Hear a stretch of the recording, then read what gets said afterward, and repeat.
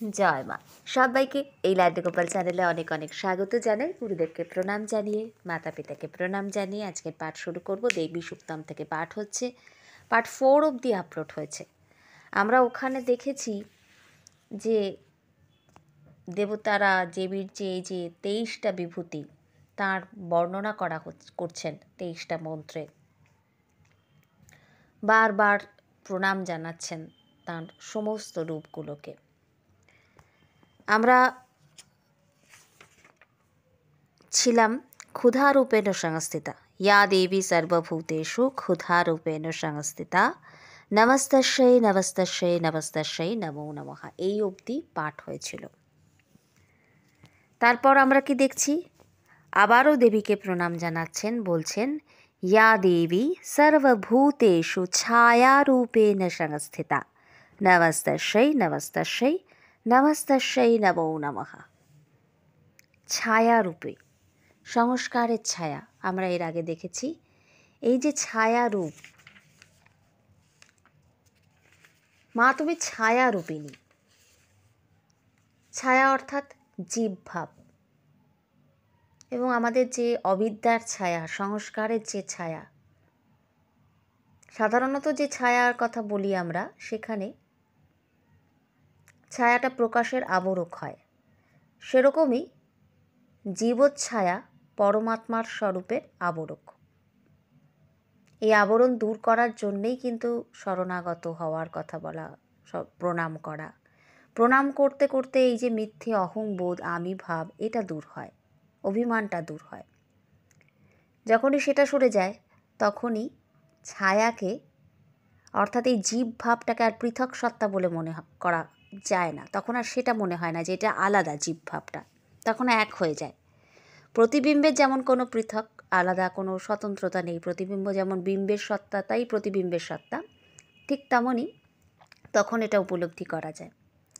যদি এই মিথ্যে আমিটা, মিথ্যে অহংবোধটা যদি সরে যায়, এই যে সংস্কারের যে ছায়া সেটা যদি সরে যায়, তো তখন কিন্তু আর আলাদা কিছু নেই, তখন এক হয়ে যায়। তো এরপর আমরা দেখছি ইয়া দেবী সর্বভূতেষু শক্তিরূপেণ সংস্থিতা। সমস্ত শক্তি, শক্তি কেমন শক্তি সেটা কিন্তু বলছেন না। এই জগতে মা তুমি অদ্বিতীয় এক মহাশক্তি। এই জগতে, এই দৃশ্য জগতে সর্বভূতে যে শক্তির খেলা দেখি, যেমন দৃক শক্তি, শ্রবণ শক্তি ইত্যাদির কোনোটাই কিন্তু পৃথক নয়। সেই একই মহূর্তে শক্তি বিভিন্ন নামে বিভিন্ন আকারে প্রকাশিত হয়ে বিভিন্ন কার্য সম্পাদন করছে। একটাই শক্তি কিন্তু বিভিন্ন নামে বিভিন্ন আকারে প্রকাশিত হয়ে কি করছে? বিভিন্ন কার্য সম্পাদন করছে। এই দুরধিগম্য মহাশক্তি সিন্ধুরই একটা, মহাশক্তি সিন্ধুরই একটা তরঙ্গ। এটা বিভিন্ন জীবজগৎ আকারে ফুটে উঠছে, আবার ক্ষণকাল পরেই যেন মিলিয়ে যাচ্ছে। মহাশক্তি, শক্তি রূপেণ সংস্থিতা। মায়ের এই যে শক্তি রূপটাকে এখানে প্রণাম জানানো হচ্ছে। তিনি সবার মধ্যে শক্তি রূপে রয়েছেন। এবার এই শক্তিগুলো কি কি শক্তি? সমস্ত শক্তিকে তো একসঙ্গে এখানে প্রণাম জানানো হচ্ছে।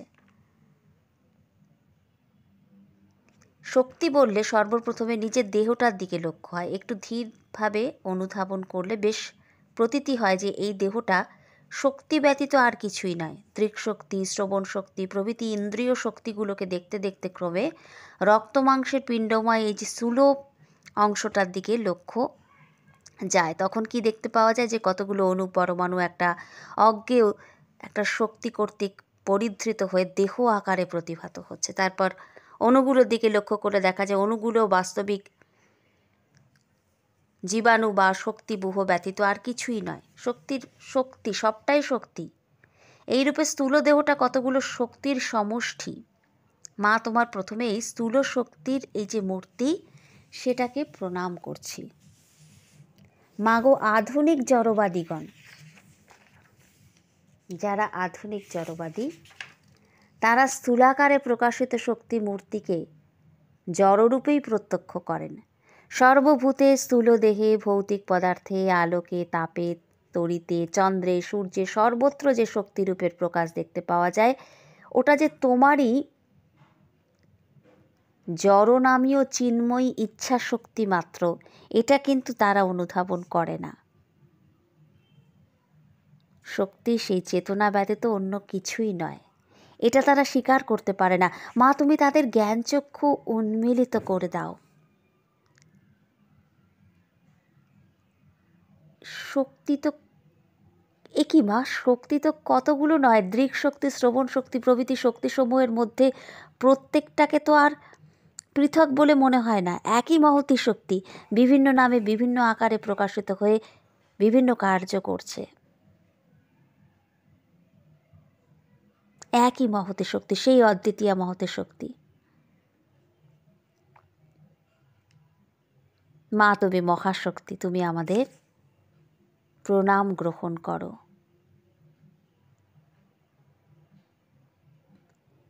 এরপর আবার বলছেন, ইয়া দেবী সর্বভূতেষু তৃষ্ণারূপেণ সংস্থিতা।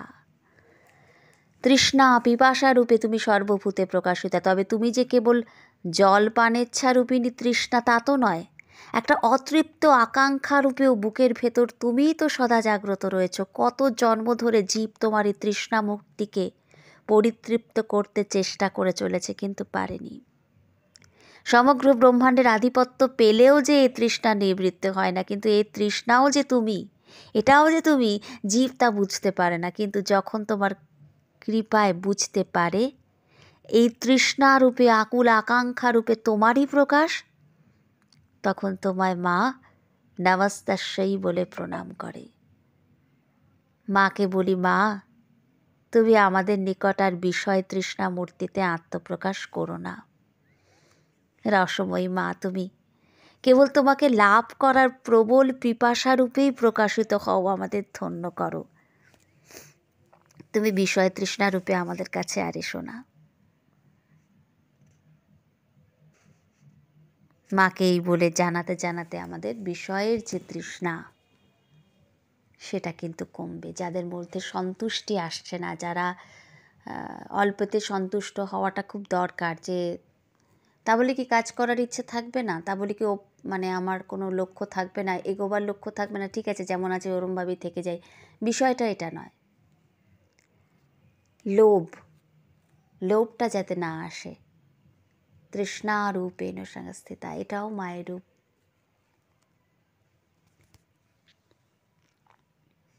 জগতের যেদিকেই দৃষ্টিপাত করি সেই দিকেই যে মা তোমার এই রূপটা দেখতে পাচ্ছি। এ কি মা, সর্বভূতে এটা কি মূর্তিতে সর্বভূতকে কোলে করে রেখেছ?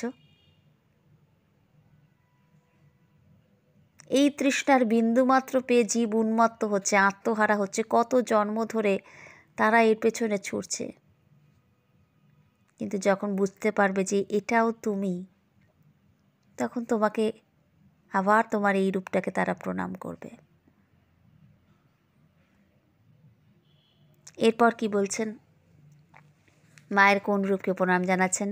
ইয়া দেবী সর্বভূতেষু খান্তিরূপেণ সংস্থিতা নমস্তস্যৈ নমস্তস্যৈ নমস্তস্যৈ নমো নমঃ। যে দেবী সর্বভূতে ক্ষমা রূপে অবস্থিতা, তাকে প্রণাম, তাকে প্রণাম, তাকে প্রণাম, তাকে পুনঃ পুনঃ প্রণাম। মা, প্রতি জীবের হৃদয়ে অল্পাধিক পরিমাণে ক্ষমারূপে তুমিই অধিষ্ঠিতা। সমস্ত জীবের হৃদয়ে ক্ষমারূপে তুমিই অধিষ্ঠিতা। অন্য কর্তৃক উৎপীড়িত হয়ে তার প্রতিকার করার সামর্থ্য থাকলে সেই অপকার নীরবে সহ্য করার ক্ষমতাই হচ্ছে ক্ষমা। যে প্রবৃত্তির উদয় হলে আমাদের চিত্তে এই প্রকারের পরোপকার সহিষ্ণুতা ফুটে ওঠে, তাহাই তোমার ক্ষমা মূর্তি। খান্তি রূপেণ সংস্থিতা, যারা কাউকে ক্ষমা করতে পারেন না, একটু কিছু হলেই রেগে যান, প্রচণ্ড অভিশাপ দিয়ে ফেলেন, বা সেটাকে মানতে পারেন না, পান থেকে চুন খসলেই ক্ষমা চাইছে, অথচ আপনি ক্ষমা করতে পারছেন না, তারা যদি এটা বারবার বলেন, ইয়া দেবী সর্বভূতেষু খান্তি রূপেণ সংস্থিতা, সবসময় অন্যায়ের ক্ষমা করা যায় না, অন্যায়ের প্রতিবাদ অবশ্যই করতে হয়, কিন্তু কেউ যদি সারেন্ডার করে, কেউ যদি ক্ষমা চায়, বারবার একই ভুলের ক্ষমাও আবার হয় না। সেক্ষেত্রে কোথাও কোথাও কড়াভাবে সেটাকে ট্যাকেল করতে হয়, কিন্তু ক্ষমা চাইলে যদি সে সত্যিই ক্ষমা চায় মন থেকে, তাহলে সেটা করে দিলেই ভালো। তাকে অন্তত সুযোগ দেওয়া উচিত। হ্যাঁ, যদি বারবার একই কাজ করতে থাকে তখন সেক্ষেত্রে বিষয়টা আলাদা। মা, তুমি বিশ্বব্যাপিনী ক্ষমা মূর্তিটাও তো তোমার। তোমাকে কত অবহেলা করেছি, এখনও করছি, তোমার সত্য আদেশ, তোমার অব্যক্ত স্নেহাশীর্বাদ কত উপেক্ষা করেছি, কিন্তু মা তুমি তো একদিনের তরেও আমাদের প্রতি বিরক্তির কটাক্ষপাত করনি। তুমি তো চিরহাস্যময়ী, চির ক্ষমাময়ী, সর্বদাই আমাদের বুকে তুলে নিয়েছ। তোমার এই সমষ্টি ক্ষমাময়ী মূর্তিকে অসংখ্য প্রণাম, বারবার প্রণাম।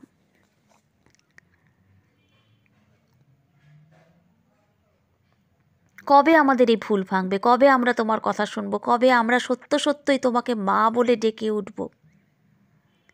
মা, তুমি এই ক্ষমাময়ী মূর্তিতে এই জীবজগৎকে অনাদিকাল হতে বুকে করে রেখেছ, তাই আমরা আছি। নতুবা এমন অকৃতজ্ঞ জীবজগতের অস্তিত্বই থাকতো না, যে জীবজগৎ মায়ের সত্তাই স্বীকার করতে পারে না। সেই জীবজগৎ যে এখনো বর্তমান আছে, তা তোমার ক্ষমা মূর্তিরই অপূর্ব নিদর্শন। আমরা তো অনেকে স্বীকারই করতে পারি না, চাই না। তোমার এই মহতী ক্ষমাময়ী মূর্তিকে অসংখ্য প্রণাম মা। এরপর কি বলছেন? ইয়া দেবী সর্বভূতেষু জাতিরূপেণ সংস্থিতা নমস্তস্যৈ নমস্তস্যৈ নমস্তস্যৈ নমো নমঃ। যে দেবী সর্বপ্রাণীতে জাতিরূপে অবস্থিতা, তাকে প্রণাম। যে দেবী সর্বপ্রাণীতে জাতিরূপে, তুমি নিত্যা হয়েও তুমি বহু পদার্থে কিন্তু ব্যক্ত। আর এই তো তোমার জাতিমূর্তি, জন্ম হতেই জাতির অভিব্যক্তি, ব্রাহ্মণত্ব, ক্ষত্রিয়ত্ব প্রভৃতি জাতিরূপে, অথবা মনুষ্যত্ব, দেবত্ব, পশুত্ব প্রভৃতি জাতিরূপে তুমি সমস্ত জীবকে অঙ্কে ধারণ করে আছো। তুমি নিত্যা, কিন্তু তাও তোমার এই জাতিমূর্তিও নিত্যই। তোমার এই ব্যষ্টি জাতিমূর্তিকে পুনঃ পুনঃ প্রণাম। সর্বভূতে জাতিরূপে মা অবস্থিতা, তাকে প্রণাম, তাকে প্রণাম, তাকে পুনঃ পুনঃ প্রণাম। মাগো, তোমার যে সকল সন্তান বর্তমানে জাতিভেদ তুলে দেওয়ার জন্য প্রবল প্রয়াস করছে, তারা তো জানে না যে জাতিরূপে তোমারই বিকাশ। নিত্যা তুমি, তোমার এই জাতি মূর্তিও নিত্যাই। যতদিন জীবজগৎ আছে, সৃষ্টি আছে, ততদিন তো এটা থাকবেই। তোমার এই জাতি মূর্তিকে প্রণাম করতে গিয়ে জাতি স্বরূপের দিকে দৃষ্টি নিপতিত হয়। তাই তোমার এই রূপকে আমরা প্রণাম জানাই, বারংবার প্রণাম জানাই। এরপর কি বলছেন? ইয়া দেবী সর্বভূতেষু লজ্জারূপেণ সংস্থিতা নমস্তস্যৈ নমস্তস্যৈ নমস্তস্যৈ নমো নমঃ। মা, তুমি প্রতি জীব হৃদয়ে লজ্জা মূর্তিতে আত্মপ্রকাশ করো বলি তোমার সন্তানগণ প্রায়শই নিন্দিত কার্য থেকে বিরত থাকে।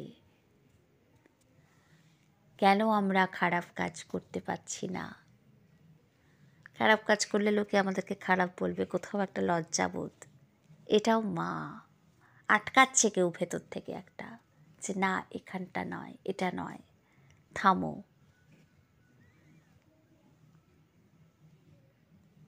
কোনো একটা কিছু, এমন কোনো কাজ, আমরা যখনই এরকম কোনো কাজ করি না, তখন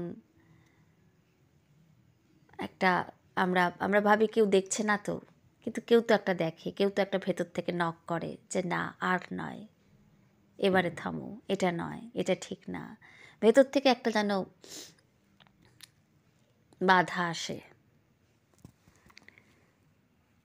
যদি জীব হৃদয় তোমার এই লজ্জা মূর্তির অভিব্যক্তি না থাকতো, তাহলে জগৎ যথার্থই পশুরাজ্যে পরিণত হতো। একদিকে যেমন তুমি অতুলনীয় ক্ষমা মূর্তিতে জীবকে স্বেচ্ছাচারিতার সুযোগ দিচ্ছ, আবার অন্যদিকে তেমনই লজ্জা মূর্তিতে উচ্ছৃঙ্খলতা হতে সংযত করে রেখেছ। ধন্য তোমার কৃপা মা, তুমি স্বয়ং লজ্জারূপিণী। কিন্তু তোমার সন্তান তোমার কাছে আসতে, প্রাণের গোপন কথা বলতে কোনো লজ্জা বা সংকোচ বোধ করে না। এটাই তো তোমার বিশেষত্ব, যেখানে লজ্জা নেই, সংকোচ নেই, সংযম নেই, স্বেচ্ছাচারিতা নেই। যার সত্তা এই সকলের সত্তা, সেই একম এব দ্বিতীয়ম। মা তোমাকে পুনঃ পুনঃ প্রণাম, পুনঃ পুনঃ প্রণাম। একটা কথা বিশেষভাবে এখানে স্মরণ করার যোগ্য, যে যদিও মা তুমি লজ্জা মূর্তিতে সর্বভূতকে সংযত করে রাখছো, কিন্তু কোনো সন্তান যদি প্রবৃত্তির তাড়নায় কোনো যুগুপ্সিত কর্ম করে থাকে, কোনো সন্তান যদি প্রবৃত্তির তাড়নাতে কোনো যুগুপ্সিত কর্ম করে থাকে, তবে তা সাধারণের নিকট গোপন রাখার জন্য সতত চেষ্টিত থাকে। কিন্তু মা তোমার কাছে কারোর কোনো লজ্জা নেই, তোমার কাছে কোনো কথাই গোপন করতে ইচ্ছে হয় না। যে কথা জগতের কাউকেও বলতে পারা যায় না, যা সকলের নিকট একান্ত গোপনীয়, সেই কথাও নির্বিচারে অকপট হৃদয়ে তোমার কাছে খুঁড়িয়া বলতে পারা যায়। তুমি স্বয়ং লজ্জারূপিণী, কিন্তু সন্তান তোমার কাছে আসতে, তোমার কাছে প্রাণের গোপন কথা খুলিয়া বলতে কোনো লজ্জা বা সংকোচ বোধ করে না। এটাই তোমার বিশেষত্ব। আর একটা কথা সত্যি বলছি মা, আমরা সবচাইতে তোমাকেই যে ভালোবাসি, এটা তার বহির্লক্ষণ। যতই সংসার মুগ্ধ হই না কেন, স্ত্রী, ধন, পুত্র, যশ প্রভৃতি যতই ভালোবাসি না কেন, কিন্তু সবই তো তোমার রূপ।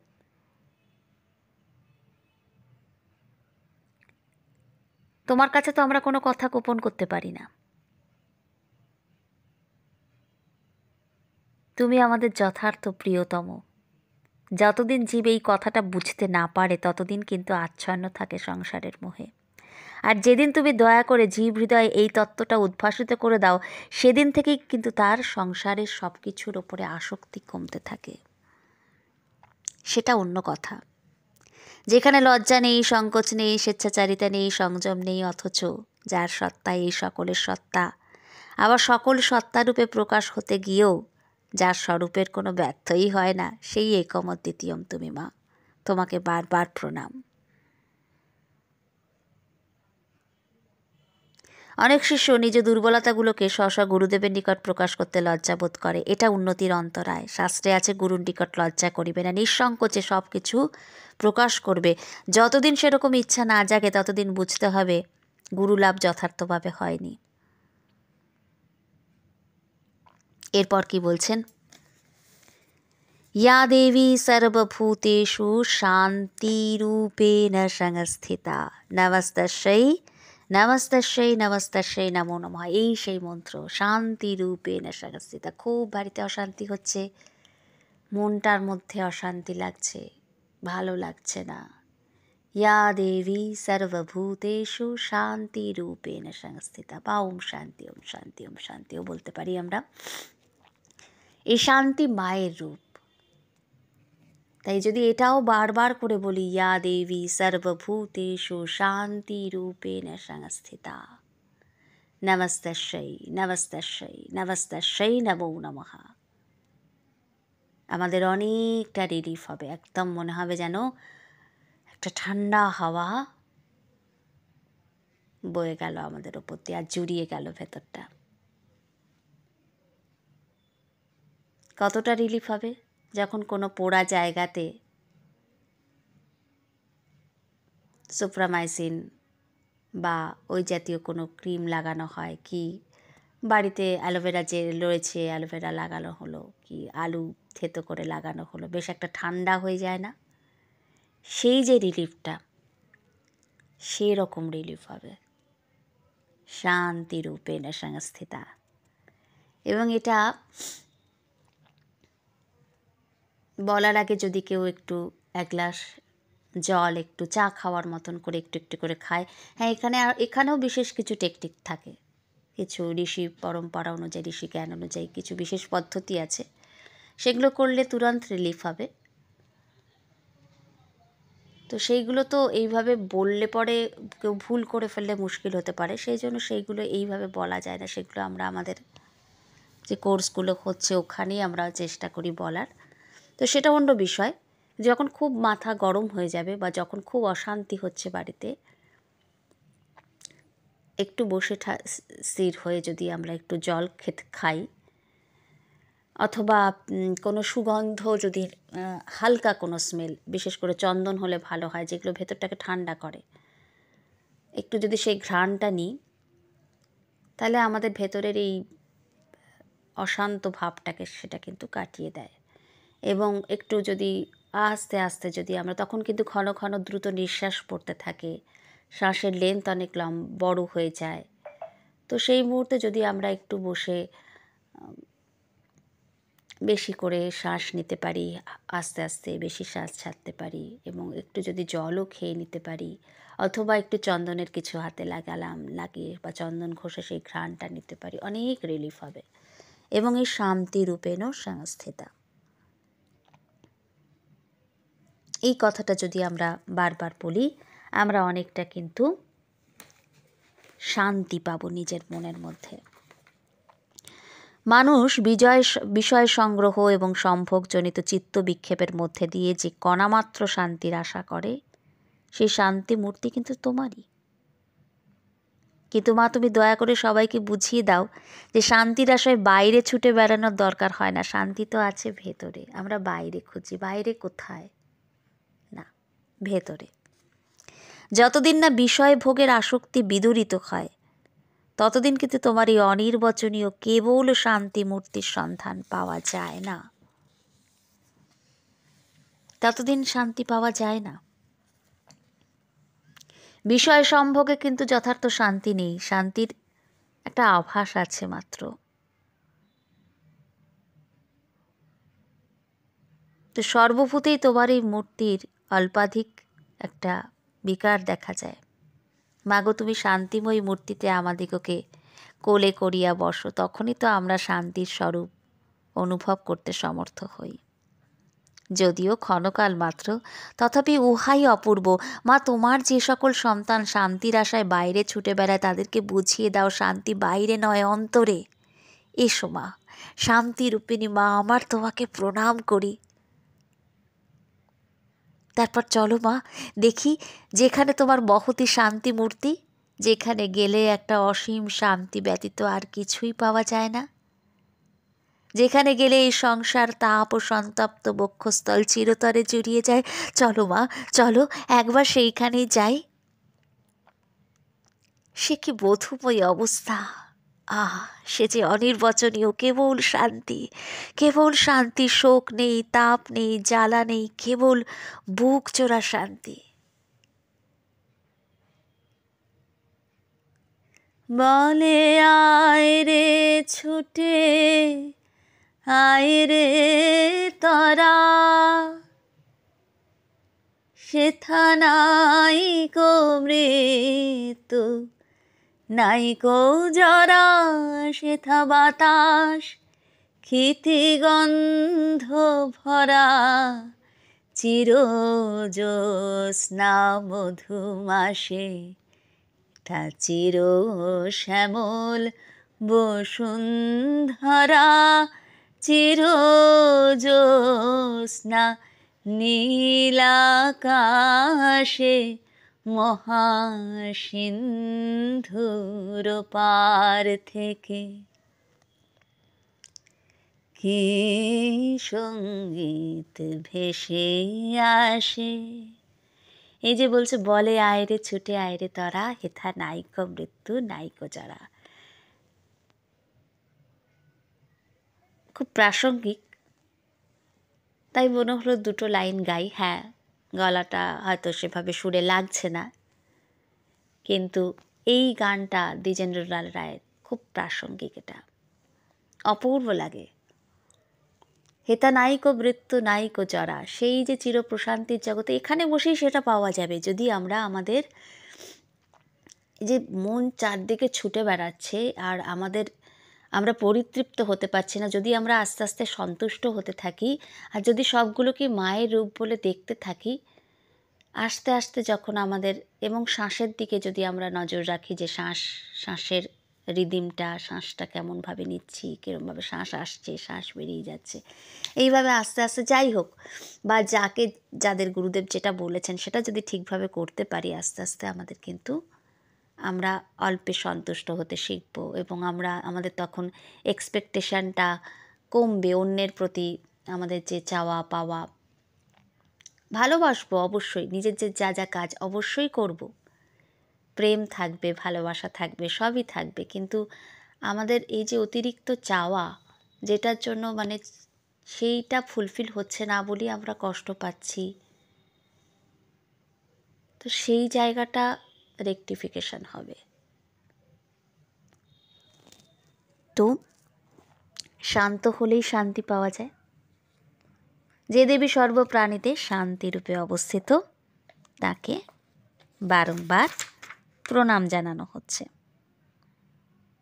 যতদিন না ভেতর থেকে আমরা শান্ত হতে পারছি, ততদিন তো আমরা শান্তি পাব না। এরপর মায়ের আরেকটা রূপকে প্রণাম জানানো হচ্ছে। ইয়া দেবী সর্বভূতেষু শ্রদ্ধারূপেণ সংস্থিতা, শ্রদ্ধারূপেণ সংস্থিতা, নমস্তস্যৈ নমস্তস্যৈ নমস্তস্যৈ নমো নমঃ। যে দেবী সর্বপ্রাণীতে শ্রদ্ধারূপে অবস্থিত, তাকে প্রণাম, তাকে প্রণাম, তাকে প্রণাম।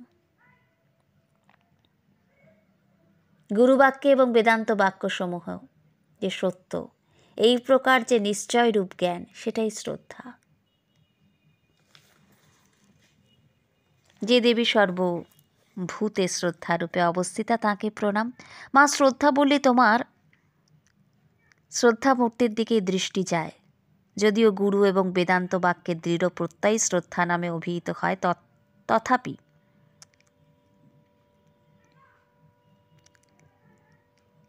আরও এখানে বলছে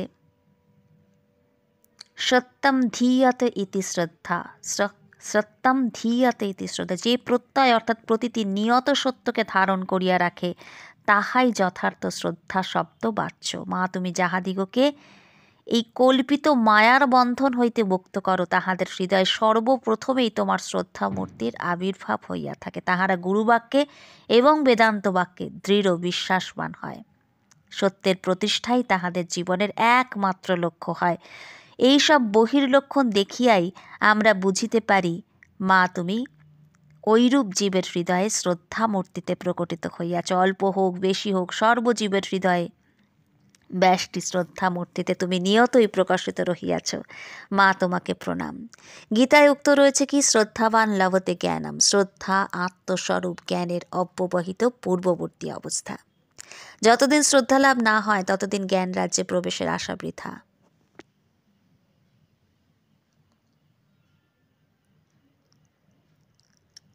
তো সাধারণত মনে হয় আমরা অপর কোনো বস্তু বা ব্যক্তিকে শ্রদ্ধা করি।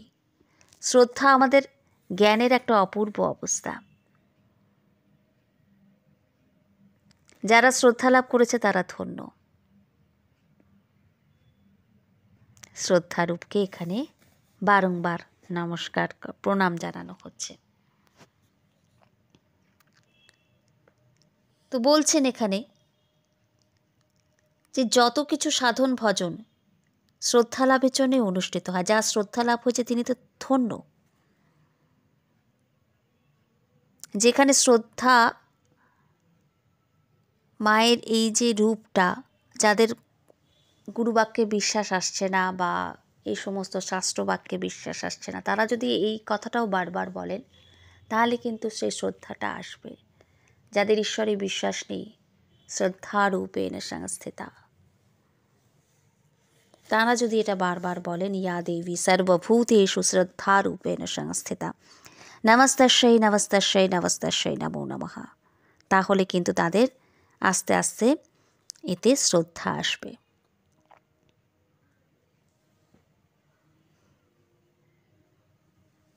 এরপর আমরা দেখছি মায়ের ইয়া দেবী সর্বভূতেষু কান্তিরূপেণ সংস্থিতা, নমস্তস্যৈ নমস্তস্যৈ নমস্তস্যৈ নমো নমঃ। কান্তিরূপ। যে দেবী সর্বভূতে কান্তিরূপে অবস্থিতা, তাকে প্রণাম। লাবণ্য, কান্তিরূপ। কান্তি বা সৌন্দর্য রূপে তুমি সর্বভূতে নিত্য উদ্ভাসিতা। যতদিন তুমি জীবদেহে চেতনা রূপে অধিষ্ঠিত থাকো ততদিন তোমার কান্তি মূর্তি বিশেষভাবে প্রত্যক্ষ হয়ে থাকে। কেবল প্রাণী নয়, বৃক্ষ, লতা, পর্বত, নদ, নদী, গ্রহ, নক্ষত্র সর্বত্র তোমার এই কান্তি মূর্তির বিশেষ বিকাশ দেখতে পাওয়া যায়। মাগো, তোমার এই কান্তি রূপিণী, এই কান্তি রূপকে প্রণাম। যে রূপ দেখে ব্রজাঙ্গনা আত্মহারা হয়ে ছুটত, যে রূপ থেকে গাভীগণ অর্ধভুক্ত তৃণ পরিত্যাগ করে তোমার পানে নির্নিমেষ নয়নে চেয়ে থাকতো, যে রূপ দেখে জড় যমুনার প্রাণময়ী উজান বয়ে যেত, এটা হচ্ছে সেই রূপ, কান্তি রূপ। জীব যতই কুৎসিত বা কদাকার হোক, প্রত্যেকের মধ্যে কান্তি নামক একটা পদার্থ আছে। প্রত্যেক মানুষই ওই কান্তির কিয়দংশ উপলব্ধি করতে পারে। কি একটা যেন জিনিস আছে যেটা দেখলে আমাদের চিত্ত প্রফুল্ল হয়। মা তোমার ওই কান্তি মূর্তিরই সেটা অভিব্যক্তি। যতদিন তুমি জীবদেহে থাকো ততদিন কিন্তু এই কান্তি রূপটা বোঝা যায়। মাগো, তুমি কত সুন্দর, কত অপূর্ব। এই ক্ষুদ্র বুদ্ধির ধারণা শক্তি যতদূর প্রসারিত হয় ততদূর কেবল তোমারই কমনীয় কান্তি, আকাশবৎ সর্বতোপসৃত রূপহীন কমনীয় রূপ দেখে উপলব্ধি করিয়া ভোগ করিয়া আমরা কেমন হইয়া পড়ি। এত বিশাল বিস্তৃত মায়ের এই রূপ, অপূর্ব সুন্দর, সেখানে আমিত্ব কোথায় হারিয়ে যায়। তোমার এই কান্তি রূপকে বারংবার প্রণাম। যাদের মনে হচ্ছে এটা যে না, আমার যেন সৌন্দর্য, ভেতরের সৌন্দর্য এবং বাইরের সৌন্দর্য কোথাও যেন কম লাগছে, পরিশুদ্ধ হচ্ছে না অন্তর, কান্তি রূপেণ সংস্থিতা। বারবার যদি বলি, ইয়া দেবী সর্বভূতেষু কান্তি রূপেণ সংস্থিতা, অন্তরের লাবণ্য সৌন্দর্যও বাড়বে, আবার বাইরের লাবণ্য সৌন্দর্যও বাড়বে। কেননা দুটো রূপেই তো মা, দুটো জায়গাতেই তো মা। তাই মায়ের এই কান্তি রূপকে বারংবার নমস্কার এবং ধন্যবাদ জানাতে থাকলে, প্রণাম জানাতে থাকলে সেটার এক অবশ্যই প্রভাব পড়বে। এবং কেননা এটা একটা সায়েন্স, তো এটা তো বিজ্ঞান। আপনি যেটার চর্চা করছেন, যেটার আলোচনা করছেন, সেটার প্রভাব আপনার মধ্যে পড়বেই, পড়তে বাধ্য। ওই জন্যেই তো এই দেবী সূক্তমকে এতটা গুরুত্ব দেওয়া হয়।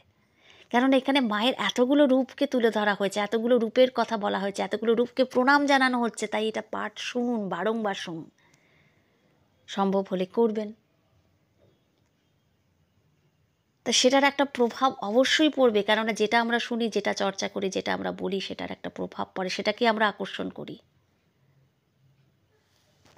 তাই কান্তি রূপেণ সংস্থিতা। নমস্তস্যৈ নমস্তস্যৈ নমস্তস্যৈ নমো নমঃ। ইয়া দেবী সর্বভূতেষু কান্তি রূপেণ সংস্থিতা। নমস্তস্যৈ নমস্তস্যৈ নমস্তস্যৈ নমো নমঃ। তো কান্তি রূপ অবধি আমরা আজকে পাঠ করলাম। এর পরের পাঠে পাঠ হবে। আজকের পাঠকে এখানেই বিশ্রাম দিচ্ছি। জয় মা, জয় মা, জয় মা।